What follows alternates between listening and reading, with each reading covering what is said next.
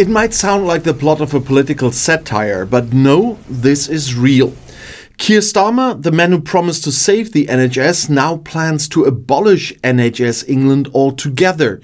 Not privatize it, not reform it, but to literally shut down the bureaucratic body that oversees the daily operations, funding and strategic planning of the National Health Service in England, and fold it all into the Department of Health.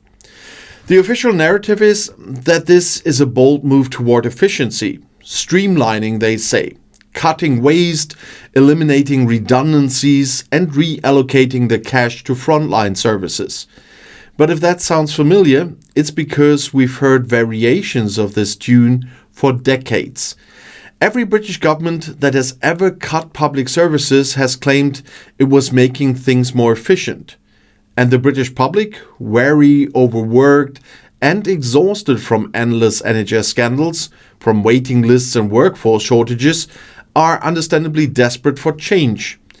Starmer's team has framed this as a modernization strategy. Roughly 9,000 civil servants, yes, that's the number, are to be made redundant, amounting to nearly half the combined workforce of NHS England and the Department of Health. And the aim? Hundreds of millions of pounds in savings.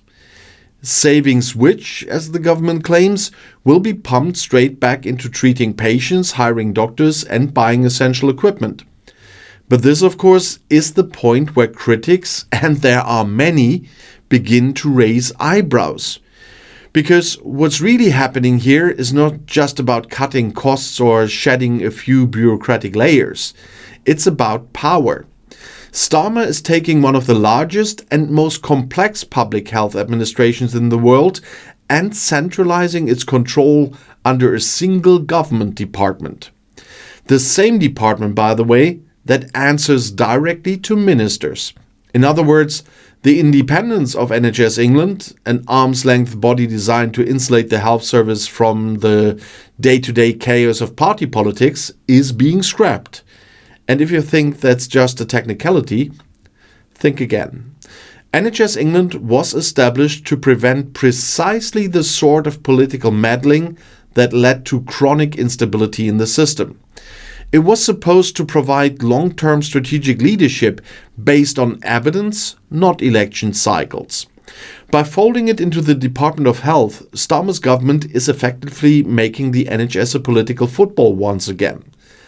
And this is all taking place under the broader banner of slimming down the state. Starmer has also promised to cut red tape in housing, scrap unnecessary regulations for business, and reduce what he calls bloated oversight. To his supporters, this is pragmatism. To his detractors, it's an ideological pivot, one that moves Labour closer to Thatcher than to Bevan. And the context is important. The NHS is in crisis. More than 7 million people are on waiting lists in England alone, and nearly 200,000 of them have been waiting for more than a year. Doctors are on strike, not currently but regularly, and nurses are burning out, and patients are dying while waiting for ambulances that don't arrive in time. And this is the environment into which Starmer drops his bombshell: dismantling NHS England and consolidating control. Of course, the spin is relentless. The Health Secretary Wes Streeting insists this is about cutting what doesn't work so we can fund what does. He says the government is laser focused on outcomes, not structures. But this is where things get murky, because what exactly are the outcomes? If success is measured by reducing waiting times, improving patient satisfaction, and increasing survival rates, then we should already have seen those metrics moving in the right direction. But so far, they haven't.